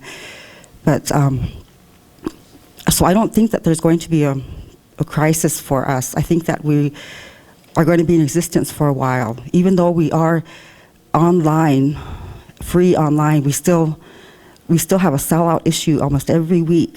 There's very few times when we have any returns coming back. And that just tells me that we're doing something right. The people enjoy reading the paper, and of course we do have some people some detractors, I guess you could say, or people who we've covered and we've uncovered something about them. Those are the people that don't really like us, but I think they read us anyway. They read us online. And so as far as I think, even though we are online, I guess the fact that we produce the news that nobody else has taken the time to write about, that has kind of given us a secure place where we're at. Oh gosh. I don't have any, there isn't any plans to change anything about the paper. Our newspaper is like a tabloid-sized newspaper. It runs about 40 pages. We try to keep it down, but you just can't, not with the amount of advertising that we're getting. We've taken a lot of advertising from the other newspapers on our reservation. all kinds of state news, tribal job advertisements. Every tribal program there advertises with us. So our funding so far seems, through our advertising seems to be secure. Unless somebody else starts a paper, another paper, we might have some competition. But so far, everything has been going right. I never thought that this would happen. My husband is a plumber and a heater. He fixes furnaces, and we were talking about the economy and stuff. And this was before I started the Journal. And I said, "Well, you'll always have a job, but if the tribes ever cut the newspaper, then I won't have a job." But here, when I got fired and started my own paper, my business I do more business than my husband does. I employ more people and I pay them better than he does.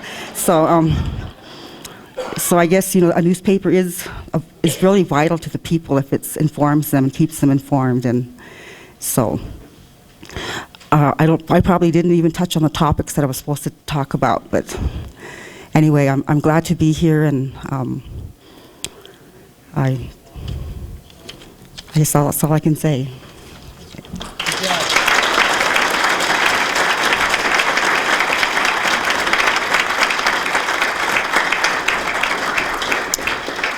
Well, I think we have about 10 minutes before the break, so there's ample time for us to ask some questions. So why don't we just get right to it and get some questions from members of the audience. Dorothy.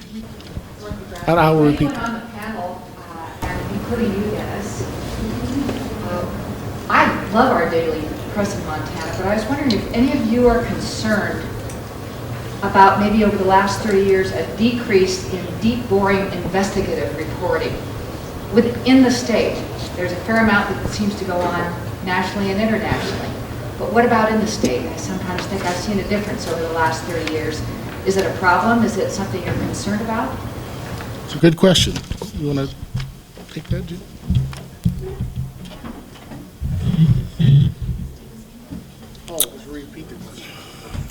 So the question is, has there been a decline in the amount of investigative reporting? Speaking for the Great Falls Tribune, I would say not. How we term investigative reporting is we call it enterprise. And I think that the mission of the Great Falls Tribune is to be the most complete source for local and state news for its readers. And an important part of that is the enterprise, where we can bring dimensions to the story that I don't think the other media are covering. Because with enterprise, it gives you a chance to take a step back from the day-to-day rush of the news and really analyze a topic and bring new perspectives to the readers. It also gives you ample time, or the opportunity to turn over rocks and to ask questions for things that aren't being covered. I met with our newsroom last week, and a couple of things that I covered, I just kind of talked to them about my observations of the Tribune. And one of the things I said to the staff that I kind of wanted to bring to the newsroom was, we have to continue to set our own news agenda. That may seem simple, but I think anyone on this panel can tell you that in this time, journalists are under more pressure from bloggers, from readers, from politicians to really question what we're reporting, to try to bring doubt to what we're doing, and to try to push either a story out of the paper or push a view into the paper. So I really think at the Tribune, I told them that, that the journalists need to maintain their confidence. They need to continue to be objective. They are experts in their field. They need to continue to set that news agenda. And part of setting the news agenda is enterprise. Because if you just rely on the police scanner and the agendas of the city and county meetings, you're going to be missing some big stories. You have to be talking to your community, and as a publisher, I have to make sure the resources are there to expand that enterprise. We had a couple of staff openings recently. We lost a copy editor, reporter team, and right away the newsroom was concerned in this environment where we fill those positions. We filled the reporting position with a University of Montana grad just yesterday. She accepted the offer, and we're moving then on the copy desk position. But we moved first on the reporting position because of what you're saying. I think that enterprise is really essential. Yeah, if I could just address that too. I think there's a perception of the Missoula Independent being one of the more enterprising publications in the state. I don't know if that's true or not, but I'm not concerned about enterprise reporting in my shop. I think what people should be concerned about is the daily nuts and bolts of their civic activity. School board meetings, very poorly covered in our town. We don't have the resources to do it, and neither does the Daily. The county commission, those guys are there in their office, most of the day, every day. We don't have people there watching them. There's a lot of civic activity, the nuts and bolts of your government at work, that really doesn't get covered because it's not that interesting. It doesn't make for scintillating reading, but it's essential to the smooth functioning of our democracy. And I have a solution for this problem, by the way, because I don't think that we can reasonably count on private enterprise, in our case the news media, to do this for everybody else. I think you legislate it and you make the government do it for itself. There's no reason that we can't have much more aggressive public notice laws that require our city, our county, our school boards to document what they do in a lot more detail and a lot more digestibly, and make it available for everybody all the time.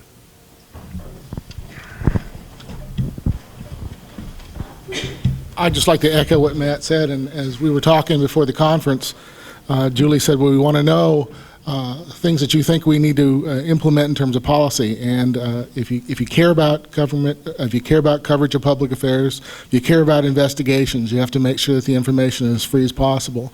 And if you believe in open meetings laws and you believe in open records laws, it's not enough just to have the nice sounding language. You have to reinforce those things in your activities in your governments. You have to make sure that costs are not barriers to information, and I see that as a growing problem as governments sort of outsource even the access to information on the web. That's a problem I think you could address. On the whole, I will say that in some of the more traditional news organizations, I do think there's less investigative and enterprise work, because when you see a shrinking market or shrinking staff resources, you try to cover the bases, and there's little time to have to break away from those things. It's a difficult decision for these editors to make, whether to free somebody up for that amount of work. I think the AP's enterprise work in Montana is probably disappeared to a great extent, although there still is some in the state, and I think that they used to provide a great statewide piece of, or portion of the enterprise work. I will also say that there's great pockets of new places where you can find some enterprise reporting too, and I see Jonathan Weber out there, and if you want to know everything about what's happening at the Big Sky and the Yellowstone Club, go to New West and see the project that they were able to produce just recently. I think the Billings Gazette is doing some great investigative work in the paper just today about what's happening with the outfit down there in Hardin. So I do think it's there. I do think you have to look for it sometimes. But I see Mike Dennison out here in the crowd too, and I would say that their coverage of healthcare issues in Montana in particular has been a great piece of enterprise work, and the Lee Bureau still does that. I think the Lee Bureau is probably more important than ever with what I see going on at the Associated Press. And I know from talking to some of those members that they're getting a lot more requests from their papers, who are short-staffed, to cover bigger stories on a statewide basis. So I think it's a valid concern for the press, and we need to encourage new ways for that to happen. Another question? Yes. This is actually a follow-up question to that. It seems that particularly our Helena State House coverage tends to rally around our 90 days of legislature, and then everybody walks away and we get a lot of press releases. And I'd like for you to comment on that in that way, because there's lots going on every day that impacts all of us across the state, and there's just not much, there does not appear to be much coverage there. Everyone hear the question there? Do we cover the legislature? Do we spend too much time covering the legislature at the expense of day-to-day things about state government? Anybody on the panel want to take a shot at that?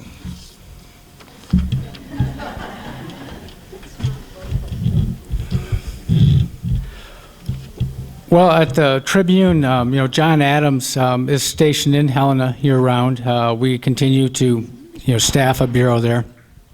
It's been quite a few years since the Tribune had a two-person bureau. We send additional help during the session, as needed. So I think with the, Mike Dennison was our one-man bureau there for quite a few years, and we had Gwen Florio and then John. So we've always filled that position. I think John's doing some pretty good work. I think he's one of our main enterprise producers. I think when he's off session, he's able to really tackle, some meaningful topics and look into that. I noticed last Sunday he had, two of our major projects that ran that day. So he's very prolific.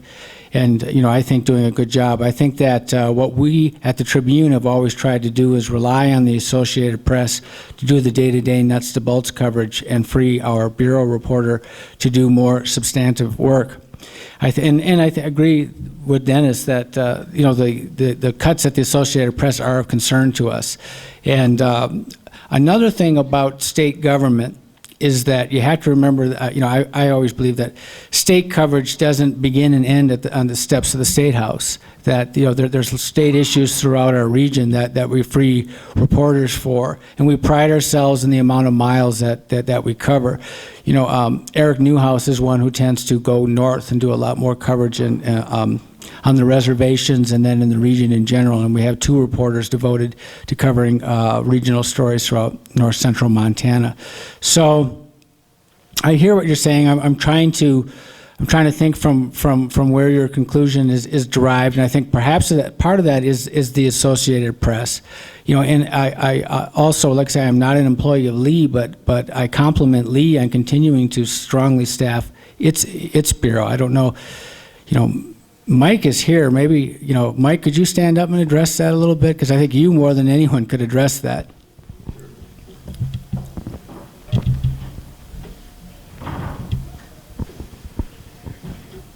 Yeah, I might disagree with your premise a little bit.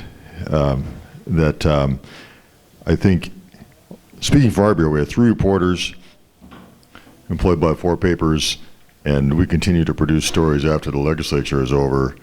And it is a bit of a slack time now, but last year, that was the busiest I'd ever been, probably in 20 plus years of reporting, covering the campaigns, the presidential campaigns in Montana, active for the first time ever in my career.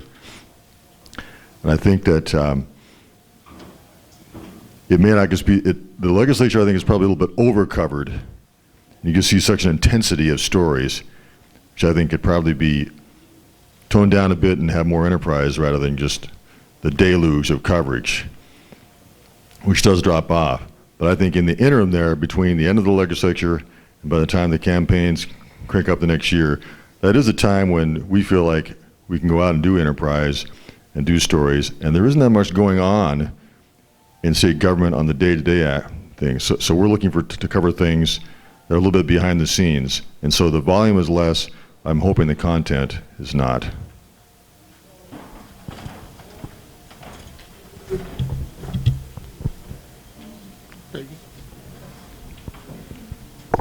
I wanted to just put out there an idea for the group when we talk about the concern about statewide coverage and how individual news organizations can cover everything that's going on. In the state of Ohio, there's an interesting collaboration going on among I believe it's about the 8 or 9 largest newspapers. And they've decided that they're going to share content. And so they have created a website where every day or every night, I'm not sure, they post their content. And then those newspapers in that group can run any of it. You have to run it with, where it came from and who wrote it with the attribution. But the idea is, and I don't know if they've all stopped their AP membership, but the idea is, there's a lot of content we used to get through AP and other sources in our state. We're not getting it. It's an interesting idea of collaboration among news organizations who really compete in many ways. The one thing they have not done is included the smaller newspapers, and I was at a session where the people who'd put this together were explaining what they're doing right now this fall, and the smaller newspaper person said, well, what about increasing that coverage with smaller newspapers? They're starting with the bigs, but it's an interesting idea that I'd love to hear this group kind of wrestle with, which is how do news entities share their content? And is there a way that that happens and you can still financially make it? Do we have time for another question or two, or should we cut it off? Anybody? This actually kind of relates to what she says. I'm just curious about, in terms of revenue, who exactly you're answerable to. If it's the public that's supporting the paper, if it's the people who are actually subscribing, are you more answerable to them? Or if it's, for example, like Matt was talking about, a free paper, you're supported by advertisers, are you then answerable to them? And if you have a story that might somehow compromise that advertiser, do you risk your funding? That's a question anyone up here can answer.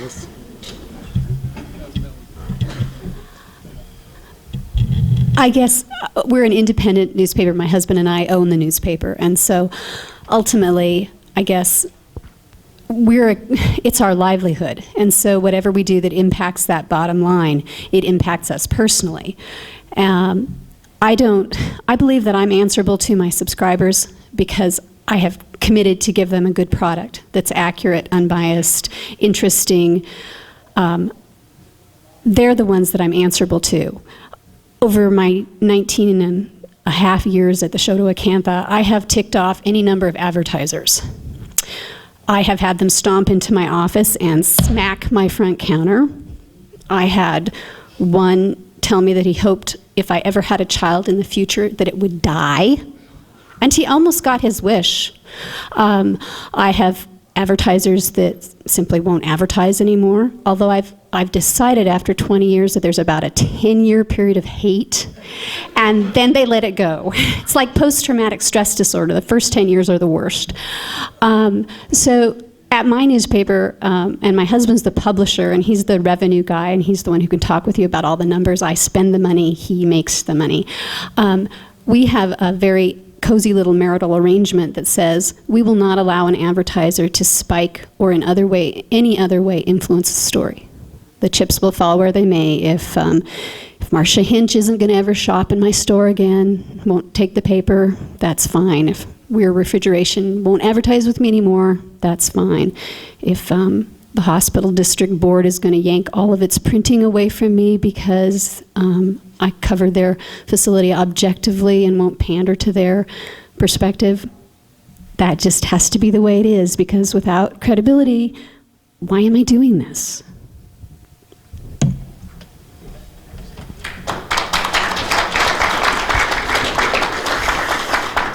I think that was well said. I think that was the point I was making too when I was talking with the newsroom staff, saying that it's important for us to set the agenda, and that's also my concern. For instance, there's a little bit of news right now about should there be a bailout for newspapers. I don't think the government should bail out newspapers. I also have concerns about some of the proposals out there for nonprofit entities owning newspapers.